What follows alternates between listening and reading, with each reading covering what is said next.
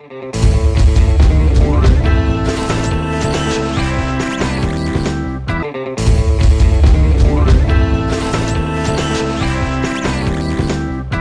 me acompañan dos especialistas porque vamos a hablar de lo que ha sido este cierre del año 2017, una crisis de gobernabilidad por un indulto que no queda muy claro y que nos ha puesto en este panorama de ir a una audiencia en la Corte Interamericana de Derechos Humanos y que nos hace revisar nuevamente la polarización en nuestro país y demás cosas. Quiero darles la bienvenida. Hoy me acompaña el constitucionalista ya de la Casa de Masa, ya me ha acompañado en muchas ediciones en el noticiero, Gustavo Gutiérrez Tixe y José Ignacio Beteta. Gracias por acompañarme, por abrir este primer programa, este de Peso Digital. ¿Cómo están? ¿Cómo estás, Claudia? ¿Qué tal? Bien. Comencemos con lo que ha sido en definitiva una de las decisiones más difíciles y me atrevo a decir catastróficas a nivel estatal, a nivel gobernabilidad, porque el indulto a inicios del año pasado polarizaba por no darse, porque el presidente lo ponía en la mesa de trabajo, lo sacaba, no tenía una posición clara. A fin de año estábamos ante la posibilidad de una vacancia y él decide indultar al expresidente Alberto Fujimori. Hoy tenemos un país polarizado por esa decisión, hay marchas y contramarchas, y nos ha puesto nuevamente a revisar la situación de las familiares de las víctimas a través de la Corte Interamericana de Derechos Humanos, que la semana pasada tuvo una audiencia pública. Gustavo, ese es tu fuerte, ¿ah? Y tú además has formado parte. Bueno, he tenido la oportunidad de estar en San José, sí, por ocasión de que se me pidió un dictamen como amicus curiae, en la medida de hacer una valoración desde una perspectiva constitucional del indulto, ¿no? Yo creo que el indulto es una atribución legítima, es una atribución válida que utiliza un dignatario y que no tiene nada que ver con la lesión de los derechos humanos. Cuando un indulto no se concede para impedir una investigación, ni para condenar o sentenciar a una persona. Un indulto es un perdón a un sentenciado, y que tampoco implica la eliminación de las indemnizaciones civiles o las reparaciones que haya de por medio, sino es un indulto que se da como una gracia del presidente de la República por determinadas circunstancias. De hecho, Poncio Pilatos le concedió un indulto a Barrabás.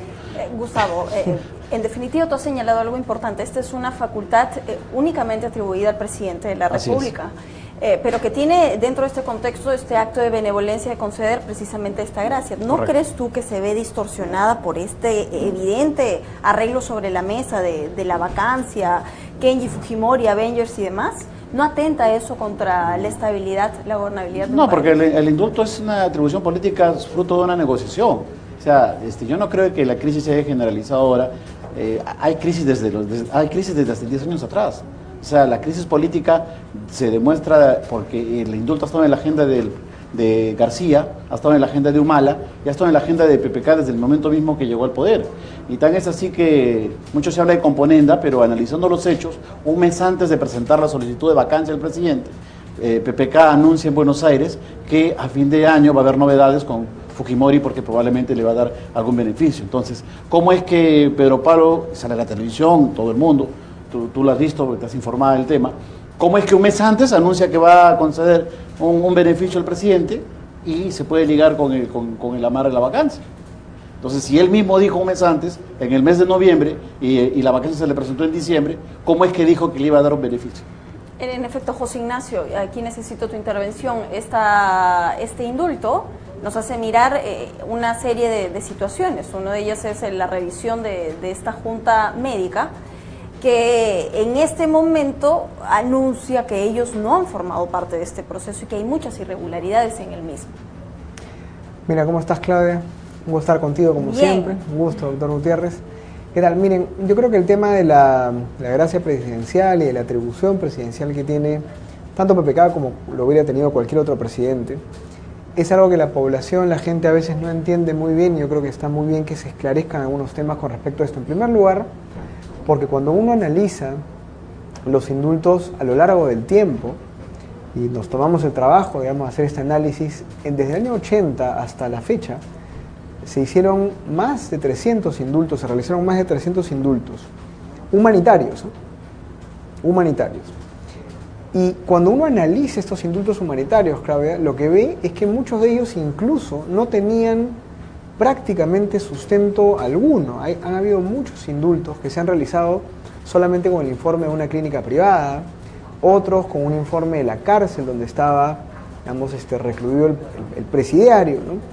Este indulto de Alberto Fujimori, efectivamente yo creo que no ha podido ser gestado en 1 o 2 semanas, eso está claro, ha sido un tema de agenda durante varios meses. Ha tenido más sustentos que muchos otros indultos a lo largo de las últimas 3 décadas.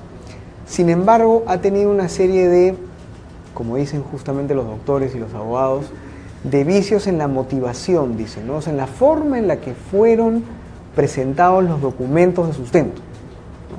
Entonces, hay todo un tema legal interesante que hay que esclarecer, creo, con detalle.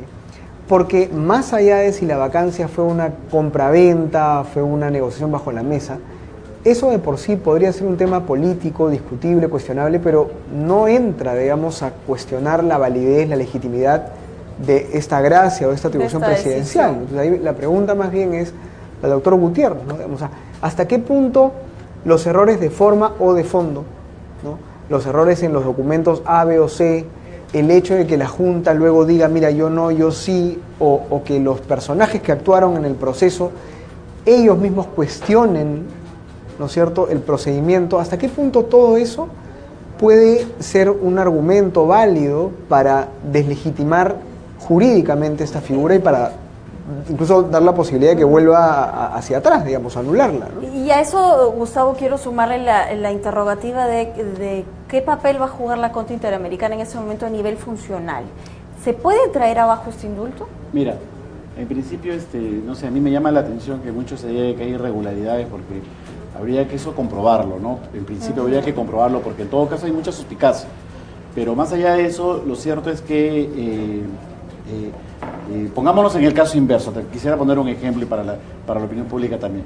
Digamos que mañana Nicola Ibarri Hermosa, que está totalmente comprobado, está en coma, está vegetal, está en la cárcel, presenta su solicitud de indulto con médicos imparciales, con un peritaje médico internacional y está totalmente grave y se va a morir en 2 semanas. Y presenta la comisión de indulto de gracias, pide al presidente que se le indulte. ¿El presidente tiene que indultarlo? No tiene por qué indultarlo. ¿El presidente tiene que motivar, tiene que decir por qué no le indulto? Tampoco. Simplemente el presidente no tiene por qué decir por qué razón está indultando o está dejando de indultar en determinados casos. Entonces, si tiene la gracia, si tiene la potestad de no conceder, también tiene de conceder. Entonces, el tema médico, el tema de la fundamentación es mínima. No tiene por qué ser una fundamentación amplia, porque esto no es una resolución judicial. Y como te vengo a decir que en el indulto no hay un derecho humano que se contraponga a la dación de un indulto. Ahora bien, la Corte Interamericana se ha abocado a conocer el indulto en razón de que los familiares de las víctimas de estos de Barros Altos y de la Cantuta han señalado que el indulto se ha dado y esto afecta la sentencia contra el Estado en el caso Barros Altos y la Cantuta. Y bueno, el tribunal, en un activismo porque tiene la potestad de la supervisión de su sentencia, lo que ha hecho es convocar una audiencia para que se le explique si es que, y conozca si es que se está cumpliendo o no con la sentencia de fondo.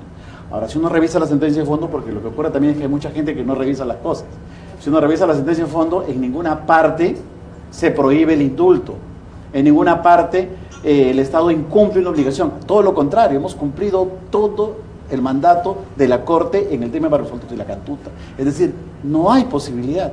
O sea, la única posibilidad de la Corte se pronuncia sería a través de un enjuiciamiento político, porque desde una perspectiva jurídica la Corte no tiene capacidad de pronunciarse sobre esta atribución presidencial.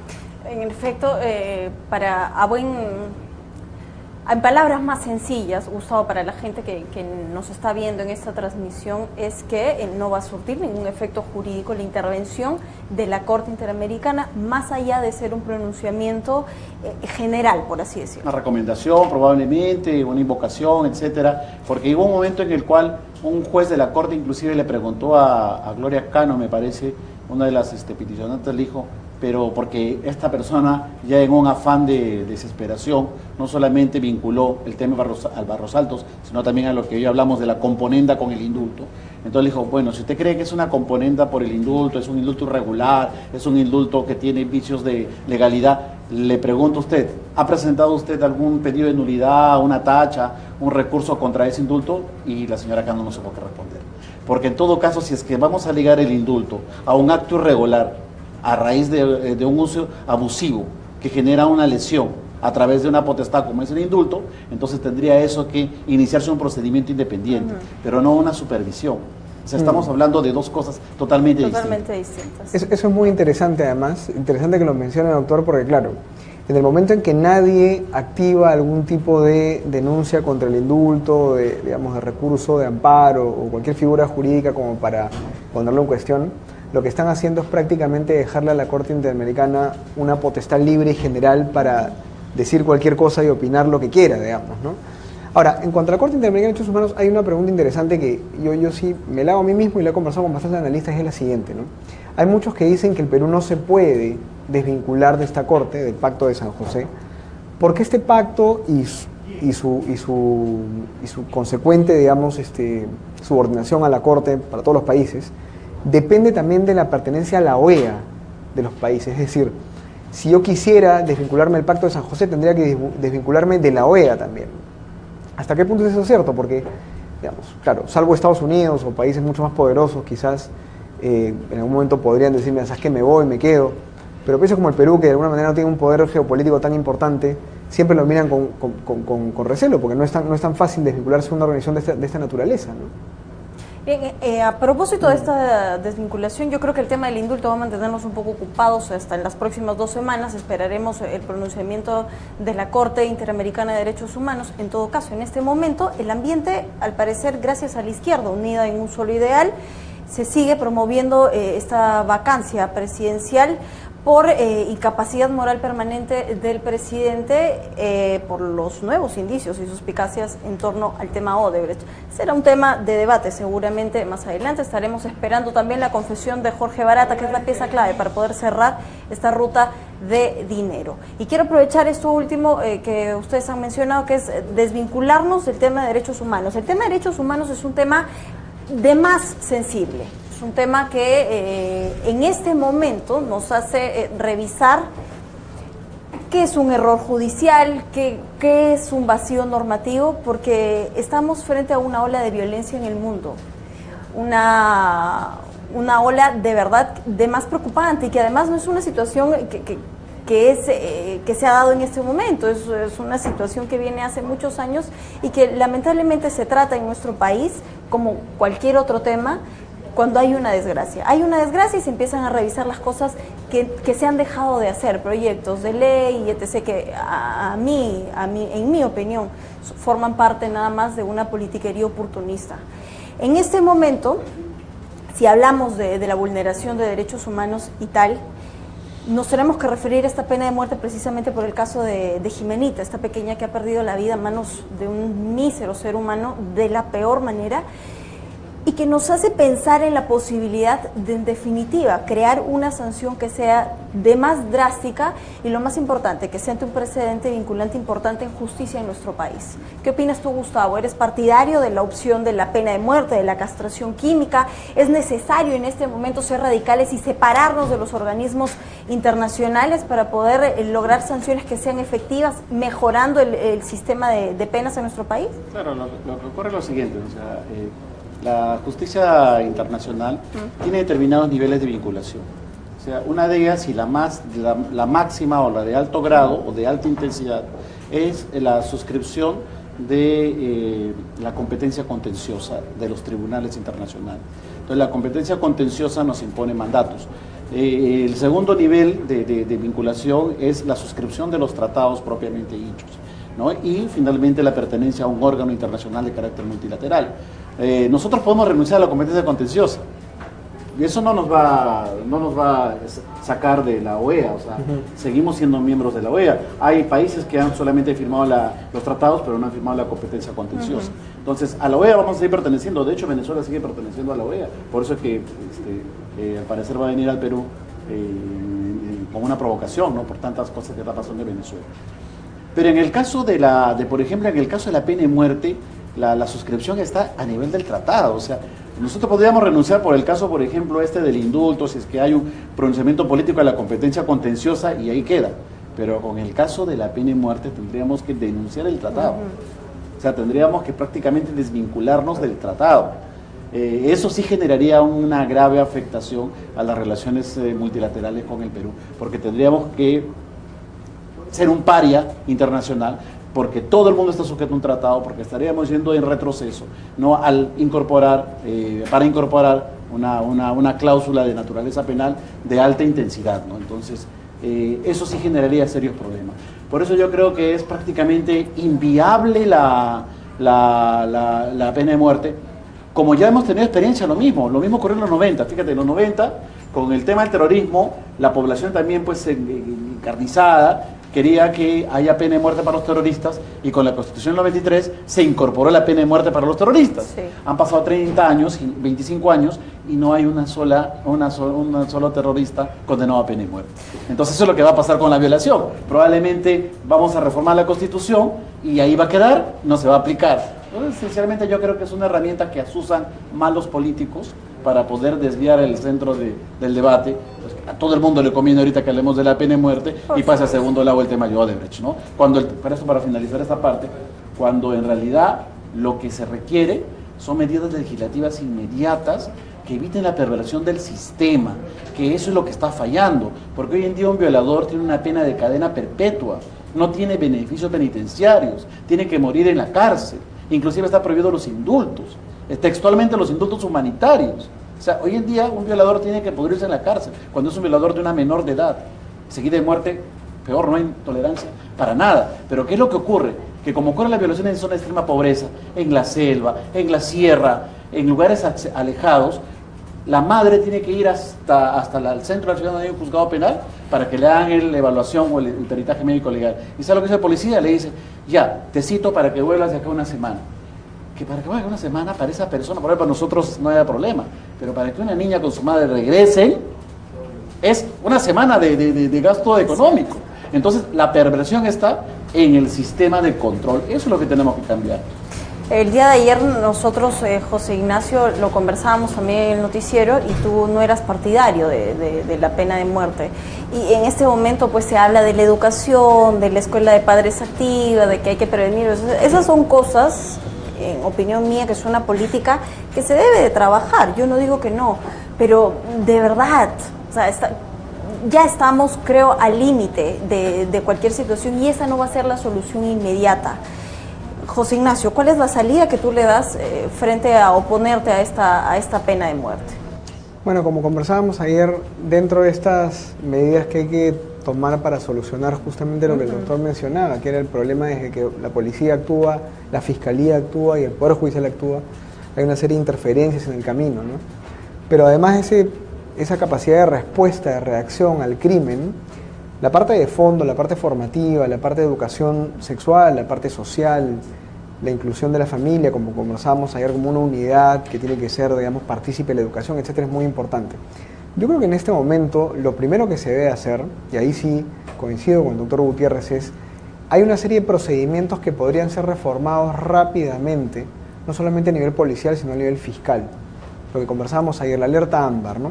Ya en el 2011 esto ya existe en el país, pero nadie la conoce, nadie la activa, y es el derecho que uno tiene a que si tu hijo se pierde o ya hay un peligro, la alerta sea automática a varias instituciones para que puedan hacer saber, digamos, que hay un niño extraviado y no esperar estas 24 horas. Pero la policía no lo hace, y la policía no comunica sobre esta realidad, y menos la población, digamos, está pendiente de sus propios derechos porque nos hemos resignado muchas veces al maltrato a este nivel. El tema de la fiscalía, como bien menciona, la descentralización del Poder Judicial es más que urgente. No solamente la descentralización con sedes, infraestructuras y tanto la Fiscalía como el Ministerio Público como el Poder Judicial, sino también el uso de la tecnología. Si yo estoy en una zona alejada de la sierra y de la selva, la mejor forma que tengo para poder hacer valer mis derechos es a través de los medios tecnológicos que ya existen. si yo tengo que irme efectivamente de un pueblo alejado hasta la capital de provincia para poder, digamos, hacer una denuncia, ya todo eso ya es una barrera burocrática frente a estas, digamos, situaciones de vulnerabilidad, frente a estos crímenes, ¿no? Ya, pero eso, para eso no necesita una ley, no se necesitan congresistas que vuelvan a hablar y salir del micrófono, lo que se necesita son directivas internas, muchas veces normativas internas de las instituciones, tanto la policial como el Ministerio Público, ¿no? Por supuesto. ¿Qué pasa además con este registro de violadores? Que parece no estar, que parece que los antecedentes policiales se han dejado de lado. En este caso en específico se trataba de un hombre que ya tenía un prontuariado bastante importante y en realidad en vez de abrírsele un proceso ha trabajado coludido con la policía durante mucho tiempo. Mira, hay un enfoque doble, ¿no? Primero es lo que tú dices, es un tema que no se va a poder solucionar de la noche a la mañana porque es toda un asunto antropológico que está ligado al machismo, que está ligado a determinados patrones o comportamientos. En algunas zonas inclusive todavía es ilícito tener relaciones sexuales con menores de edad, para un mayor lo sienten como algo natural. Aunque no lo creas, en zonas de Huamanga, en zonas de Ayacucho, en zonas de la selva, es natural tener una relación sexual con una chica de 13 años. Entonces, hay un concepto cultural y un patrón cultural que es difícil de resolver. Y el policía mismo de determinadas zonas que dice, pero ya parece mujer, ya está desarrollada, etcétera. Entonces, tienen un patrón cultural que hay que cambiar. Entonces, eso va a demorar mucho, definitivamente. Sí. Cambiar eso es cambiar las estructuras de la sociedad. Pero yo creo que sí el político tiene el deber, creo que es una responsabilidad de los políticos, porque legislamos cosas absurdas. Legislamos la ley que declara de necesidad y de emergencia la construcción de la carretera Jaén. ¿Qué importa esa ley? Sí. Porque al final es una declaratoria, es un saludo a la bandera, ¿no? O sea, creo que es importante que el legislador tenga mayor inteligencia para legislar, para desarrollar normas que realmente sean implacables con determinados segmentos o grupos sociales. Yo creo que, por ejemplo, si hablamos de un indulto express, tendría que haber una condena express. Una condena express. Creo que tiene que haber una reforma legal que permita desde el momento mismo que hace una alerta, como dice acá el colega, desde el momento mismo en que haya una pérdida o una denuncia, inmediatamente se active el proceso. Se active todo el proceso. O sea, hay una presunción de validez de la denuncia del menor. Inmediatamente, con todas las garantías también, porque a veces hay excesos, que también es verdad, se activen todos los mecanismos para que una sentencia sea inmediata. Puede ser un paquete de normas que permitan la tutela del menor y la sanción penal en casos concretos de afectación a la integridad y a los derechos del menor. Así se tiene que legislar. Entonces tiene que el presidente de la República convocar al acuerdo nacional, el presidente de la República, la ministra de la Mujer, el presidente del Consejo de Ministros, debiera convocar a un gran acuerdo nacional para establecer y resolver de una vez este tema, para establecer medidas inmediatas. ¿Sabe cuánto tiempo nos demoraríamos en aplicar la pena de muerte en el Perú si es que nosotros vamos al procedimiento, nos damos de valientes y todo? Por lo menos 4 años. Sí. Entonces necesitamos medidas inmediatas. O sea, los legisladores tienen ahorita que presentar proyectos de ley de esta magnitud, y eso es lo que está faltando en el país, ¿no? Y ojalá que sí, que las propuestas legislativas no se hagan esperar. ¿Tienen ustedes la sensación de que además ha sido un año, como bien lo dijiste al abrir este programa, Gustavo, donde la atención se centra básicamente en el tema Odebrecht, porque es importante limpiarle la cara al país, todos queremos limpiar esta ola de corrupción, pero no podemos distraer la atención de lo que urge también, y urge tener la seguridad de que no se nos va a frustrar el proyecto de vida, de que podemos transitar libremente en las calles. En este momento el control político ha funcionado bien, las comisiones de investigación vienen dando grandes resultados, el tema Odebrecht nos va a tener con la atención centrada en definitiva, pero a nivel derogar, a nivel modificar, ¿qué hace falta en este momento? No solo con el tema de los derechos fundamentales, sino qué otros proyectos se deben de tomar en cuenta para poder por lo menos cumplir con 3 necesidades que en este momento urgen para el país. Bueno, mire, yo personalmente a político que exige o que demanda la pena de muerte, yo no le creo. Yo creo que está haciendo populismo, porque es impracticable, es simplemente quiere buscar desviar la atención del debate político. Y los presidentes lo utilizan, Alan García lo utilizó sabiamente, mágicamente puso en el debate y se pasaron muchas cosas. Se utilizan estos temas. Yo creo que un tema sustancial, aparte de la reforma económica, que se requiere una reforma económica que alcance no solamente a la zona de la costa, sino a la zona de la sierra, pues tenemos problemas con los paperos, con los campesinos, etcétera, porque hay una deficiente calidad de la inversión y esencialmente el deber del Estado de proveer de capacitación técnica, que no la hay.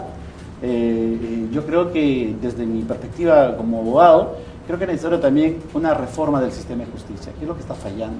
El sistema de justicia es muy malo en el país. Sí. O sea, da miedo uno, cuando va a un juicio uno tiene que persignarse porque no sabe lo que puede hacer un juez con uno. Entonces, por eso es que con esos niveles de riesgo, tú lo decías hace un momento, necesitamos ir a la corte porque tantos errores judiciales que hay, sí. Y ciertamente hay errores, inclusive en delitos penales. Acaba de emitir la Corte Interamericana una sentencia que condena al Perú ya no solamente por terrorismo, sino por un error judicial en un procesamiento de una persona en un caso penal. Los jueces dictan mandato de detención, pero a diestra y siniestra, ¿no? Pero sin embargo, con grandes delincuentes como que hay errores o hay actos de corrupción. Entonces creo que es imperativo una reforma del sistema de justicia. Tenemos que reordenar todo el sistema de justicia. Tenemos que hacer que la justicia llegue a todos los ciudadanos. Hay muchos ciudadanos que no quieren denunciar porque no quieren meterse en juicio. Hay muchas personas que prefieren hasta llegar a un acuerdo. Cuando violan a un menor, ¿cuánto es? Ya, toma 2.000 soles, se acabó. Ahí queda todo. Entonces, es imperativo, me parece, el cambio sustancial. A la par de la reforma económica, la reforma del Estado también. Tenemos mucho gasto público en vano. Tenemos dependencias que hacen lo mismo. Solamente en el Ministerio de Trabajo tenemos una dependencia que capacita a los trabajadores que se llama SUNAFIL y otra dependencia que capacita a los trabajadores que se llama la Dirección de Derechos Humanos del Ministerio de Trabajo. Es decir, tenemos dos dependencias con gasto de personal, planilla, etcétera, para que hagan lo mismo. Entonces es un absurdo. O sea, tenemos un Estado inerte, un Estado mal construido. O sea, el cambio de la reforma del Estado y la reforma del sistema de justicia que me parece que es impostergable. Conversando con Gustavo Gutiérrez y con José Beteta sobre dos temas que han sido importantes a lo largo de estas dos últimas semanas. Yo quiero que podamos cerrar un poco lo que ha sido la información el día de hoy, un resumen y además sugerencias de lo que podría ser y que esto sea una tribuna a ver si nos escuchan hacia el Congreso y legislativamente se puede hacer algo. Gustavo. Bueno, como te decía, yo creo que no hay que ser tan dramáticos, o sea, fomentar el retiro de la Corte a priori creo que no es una buena señal, ¿no? O sea, creo que tenemos que tener la mesura del caso y las herramientas necesarias, como lo ha hecho Juan Manuel Santos, por ejemplo, en Colombia, que ciertamente si es que la Corte se extralimite sus competencias, pues presentar algunas consultas o manifestar nuestra inconformidad a la Organización de Estados Americanos, a la OEA. Entonces, tenemos que seguir siendo un país democrático. Nos ha costado mucho seguir esta línea de democracia en 4 procesos electorales sucesivos que nunca había en la historia de la República. A los 3 procesos, golpe de Estado. Entonces, hemos avanzado algo, así mucha gente no piense que no, hemos madurado un poco, entonces somos un ejemplo en el sistema internacional en cumplimiento de sentencias. Entonces creo que tenemos que ganarles en la cancha, ¿no? Definitivamente corremos el riesgo de que tomen una decisión política por el alto activismo que hay, por el copamiento de algunos sectores ideológicos en los tribunales internacionales. Pero, repito, queda la vía. Lo han estigmatizado al pobre Miguel Pérez de que iba a ir a un tribunal extraterrestre, sí. Un tribunal. Pero entiendo que lo que quería decir era que Santos también se quejó con la intervención de la Corte y fue a la OEA a decir que la OEA le diga cuáles son los límites de la justicia internacional, porque la interpretación es una cosa y el tratado es otra cosa. Entonces, la interpretación no puede ser tan abierta. Yo me suscribo al tratado, a la interpretación con límites, pero no me puedo suscribir a una interpretación que al final la Corte quiera decir lo que le venga en gana, porque tampoco puede ser un actor político. Sí. Y a nivel interno, ya con eso para concluir esta intervención, creo que es importante, como repito, que haya una gran convocatoria, como se hace usualmente cuando hay necesidades inmediatas. Creo que la violación y la muerte de esta menor tiene que llamarnos la atención en que se tiene que convocar a todos los sectores políticos, dejar o alternar la agenda política que probablemente está muy cargada con la vacancia y todo lo que va a venir seguro en el futuro. Ojo que el Fujimorismo ahora ya se partió, ahora hay un nuevo líder en el escenario político que es Kenji Fujimori, así mucha gente no lo quiera, es un nuevo líder político. Entonces creo que es importante empezar a legislar en serio y eso es lo que no se está haciendo. Hay que empezar a legislar en serio, observatorios ciudadanos, observatorios de periodistas, tratar de evaluar también la normatividad, lo que presentan los legisladores. Entonces, por ahí creo que es el sendero para un nuevo cambio, ¿no? José. De acuerdo, y con esto último yo también culmino porque comparto esta opinión de Gustavo, que es la siguiente, ¿no? Digamos, en todo el ruido político con respecto al indulto, a la vacancia, a PPK, etcétera, ha hecho que perdamos de vista las reformas de fondo, eso está clarísimo, pero además también le ha dado la oportunidad a muchos congresistas de legislar ligera, digamos, y superficialmente, sin un sustento técnico adecuado, ¿no? Entonces, en tema de salud, vemos cómo tenemos a congresistas planteando que las farmacias tienen que tener stock obligatorio de medicamentos genéricos y que hay que controlar los precios. Y también va a pasar lo mismo con otros temas, digamos, ¿no? O sea, proyectos de ley que no tienen sustento y que terminan siendo más nocivos para los ciudadanos, que salen además de la plata de nuestros bolsillos. Pero esto se lo estamos dando, entre comillas, esta oportunidad se la estamos dando a los congresistas porque todo el ruido oculta el debate técnico de las reformas. Eso en primer lugar. Y en segundo lugar, hay temas que no se pueden nunca postergar, Claudia. Y hay uno muy importante, dos, pero el más importante es el tema de la salud y la educación. Este ministro Edel Wexler, yo creo que ha sido muy hábil políticamente para sostenerse estos primeros meses, manteniendo una paz social que era una deuda, digamos, de este sector. Ahora toca que el ministro empiece a hacer una serie de reformas de fondo, no solamente en términos programáticos, curriculares, sino también en términos de cuál va a ser la evaluación, por ejemplo, de los docentes, la metodología que va a tener para evaluarlos. Hay temas impostergables. O sea, hay temas que el ministro ha postergado un poquito, digamos, porque la coyuntura ha sido bastante turbulenta, pero el sector de educación requiere una reforma profunda. Si no, nunca vamos a llevar a solucionar esos problemas estructurales o de estructura social que mencionábamos hace unos minutos. Entonces, para eso hay que reformar la carrera magisterial, la organización de los colegios, la currícula nacional. Las UGELes funcionan muy mal, digamos, la descentralización educativa ha fracasado también. Entonces, hay un problema ahí que hay que resolver. Y el tema de salud también, tenemos un ministro que ha convocado al Pacto por la Salud, que esperamos que realmente traiga resultados y frutos concretos. Hay que acompañar la reforma del sistema de la salud, y lo hablábamos ayer. ¿Qué se está haciendo en temas de salud mental? Claro, no vamos a decir que este señor, este delincuente, digamos, era pues simplemente un problema psiquiátrico. No vamos a reducir el problema. No, claro que no. Pero sí nos abre al debate de qué está pasando con esa cabeza, digamos, de los peruanos, ya sea en grado 1 o en grado 10, cuáles son esos problemas mentales que tenemos que nos permiten hacer estas cosas, cometer estos crímenes, vivir en la impunidad, ser insensible frente a esta realidad, ¿no? Y permitirlo. Como decía el doctor, digamos, pagar un precio simplemente, ¿no?, para que nos quedemos callados frente a una violación y un ataque a un niño o a una niña, ¿no? Entonces, la reforma del sistema de salud, la reforma del sistema educativo son temas que no pueden dejarse a un lado. Y nuestros congresistas no se están enfocando en eso. Bueno, en efecto es un año con mucho trabajo, es un año al que le denominaron el año del diálogo y de la reconciliación, pero eso hay que sumarle mucho trabajo, acción y resultados. Resultados que se van a ver reflejados en la confianza del ciudadano. Somos responsables del país que queremos, estamos a puertas de nuevas elecciones, así que si apostamos por la renovación política, seamos parte de la misma. Informémonos y hagamos también que sea una realidad esta rendición de cuentas. Quiero agradecerles a ambos por haber estado hoy con nosotros abriendo este Peso Digital. Seguramente tendremos noticias, Gustavo, de la Corte, las comentaremos. Y bueno, José, a ti te veré en alguno de mis noticieros. Gracias a ustedes, que son parte importante de cada una de nuestras ediciones. Comparta esta transmisión y lo más importante, coméntela. Nos reencontramos en el próximo de Peso Digital. Lindo día para ustedes. Permiso.